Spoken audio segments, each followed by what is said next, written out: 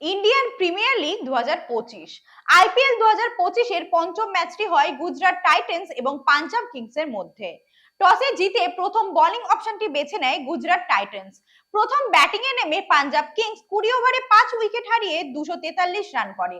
এরপর ব্যাটিং এ নেমে 20 ওভারে 5 উইকেট হারিয়ে 235 রান করে গুজরাট টাইটান্স। পাঞ্জাবের হয়ে দুর্দান্ত ব্যাটিং করে ক্যাপ্টেন শ্রেয়াস আয়ার 42 বলে 97 রান করে স্কোরবোর্ড এগিয়ে নিয়ে গিয়ে দলকে জয়ের পথে অগ্রসর করিয়ে দেন এবং গুজরাটের হয়ে বোলিং করতে নেমে সাই কিশোর 3টি এবং রাশিদ খান ও রাবারা যথাক্রমে 1টি করে উইকেট নেয়। গুজরাটের হয়ে ব্যাটিং করতে নেমে সাই সুদর্শন 41 বলে 74 রান এবং জস বাটলার 33 বলে 54 রান করে স্কোরবোর্ড এগিয়ে নিয়ে গেলেও শেষ রক্ষা হয়নি এবং পাঞ্জাবের হয়ে বোলিং করতে নেমে আর্শদীপ সিং 2টি এবং মার্কো জনসন ও গ্লিন ম্যাক্সওয়েল যথাক্রমে 1টি করে উইকেট নেয়। আইপিএল 2025 এর পঞ্চম ম্যাচটি শেষে পাঞ্জাব কিংস 11 রানের ব্যবধানে গুজরাট টাইটান্সকে হারিয়ে জয়লাভ করে।